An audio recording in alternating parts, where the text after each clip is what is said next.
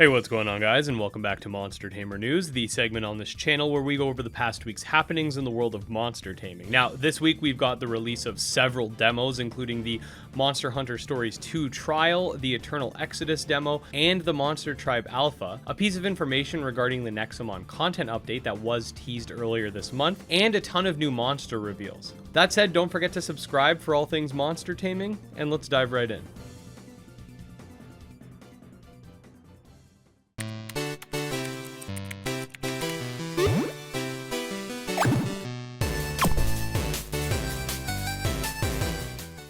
Alright, so for starters, yes, the Monster Hunter Stories 2 Wings of Ruin demo is now live on Nintendo Switch, and honestly, it's a lot of fun. I can't recommend it enough.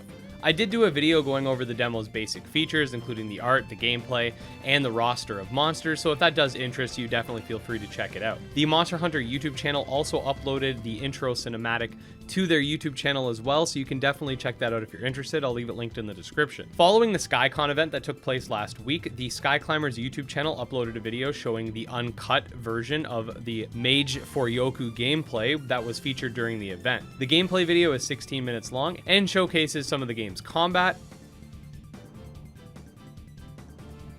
some monster riding, including some aerial stuff,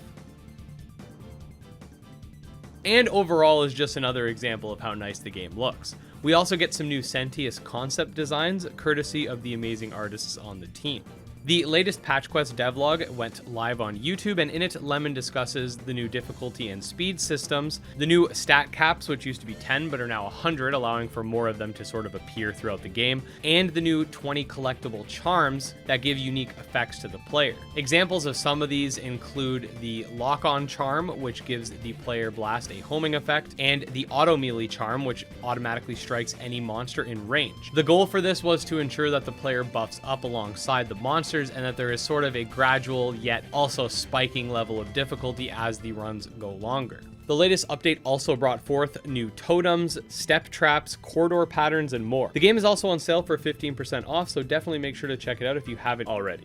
We got a new Demonlocke devlog going over some of Heartbeast's plans for the upcoming demo, which we're totally going to play on the channel, no doubt, as long as we're allowed to do that. And he spends the first half going over a sort of scenario for the intro of the game, which I won't spoil here. You can definitely check out the video itself, but it's quite interesting and mysterious in a way. Towards the second half, he goes over what he's been working on, which includes the inventory system, which will be smaller and limited to sort of mirror that horror aspect of the game, the system by which you summon demons with, progress on the Void, which is a randomly generated area that connects the more handcrafted area, super attacks, which are used based on you stacking up your moves during battle, and the switching system. You can check out the Kickstarter pre-launch page as well, which will also be linked in the description. The latest Relegend Kickstarter update has arrived, and in it the team discusses issues with the previous multiplayer system and how they've been improving it, but also showcases a new Magnus line, being the Psybeak line. This Fire Magnus can be obtained in the Volcano biome, which will be coming in the 1.0 launch. It can evolve into Psy Crest, whom looks pretty damn badass. And finally, it can evolve again into Psy Cross, its final form. Clearly the most badass of the bunch. I'll keep you guys updated as to when the 1.0 launch does get an official date as well. The Final Stardust YouTube channel recently uploaded a new devlog which goes over the game's synergy system, which are basically these powerful attacks that require elemental stacks to execute, which are then obtained by using certain attacks in battle, some improvements to the UI, and some more information about how the alpha will work out this summer. Basically, the goal is to get the alpha out by the end of July, with Nor adding some improvements post-alpha as well. We also get a look at some of the visual updates to the assignments, which are the game's cards, and some other interesting stuff. The devlog will be linked in the description, just like the others. We also got a music track for the game, which I will be showing off at the end of the video, so stay tuned. Alright guys, it's time for the rapid fire segment of today's video, and boy do we have a lot. So for starters, the Eternal Exodus demo is now live on Steam. I do plan on streaming it very soon. The Monster Tribe demo is also available on stream as well, and I'm trying to see if me and Reese can sort of set up a stream to do another one like we did with the Abomination dev. Speaking of which, Carl and I went on stream and played the brand new Abomination demo, which is now available on Steam. Feel free to check it out on YouTube. It will be linked in the description. We got a small bit of information regarding the Nexomon Content update. Basically, it will be a small free update to celebrate the mobile launch of the game, and it will be coming out after that. So yes, mobile is in the works for those wondering. The Laxiday's Nanim Design Contest has concluded, with the winners being the following community members: Bisloba, Elf Eagle, and Tyran. We got a brand new starter evolution for Gremlins named Carefall, which looks hilarious to be honest. The Craftopia pet update is live. While this isn't a monster taming game itself, I figured you guys would like to know that the Pal World developers now have a game with monster taming mechanics in it, so you can kind of check that out maybe to get an idea for what it'll be like in the main game.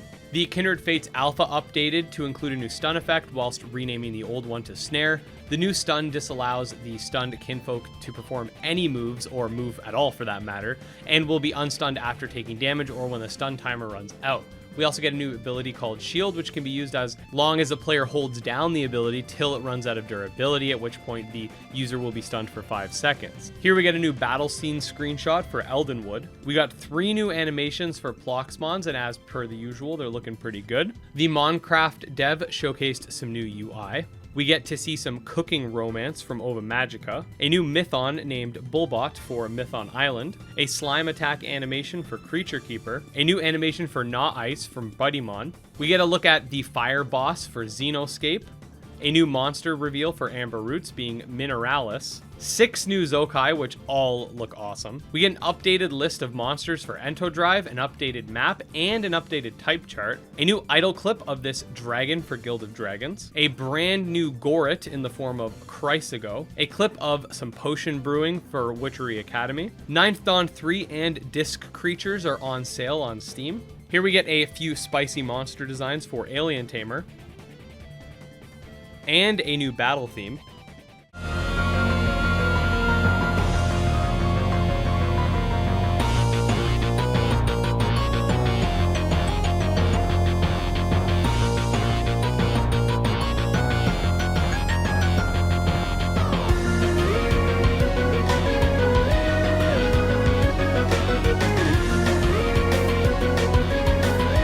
And finally, last but not least, we have the final Stardust End of a Journey OST.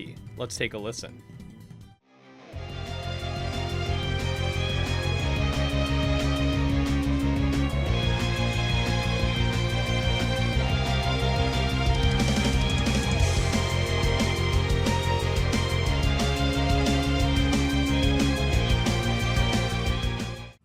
So yeah guys, that pretty much sums up the last week in the genre. As usual, tons of awesome stuff going down, and we're really starting to see an uptick in monster taming activity after a bit of a drought, so that's definitely great. If you did enjoy this video, make sure to like and subscribe. You could follow me on Twitter and Twitch. You could check out my Discord server and my Patreon. All links will be in the description. Thank you guys so much for watching, and we'll see you next time. Peace.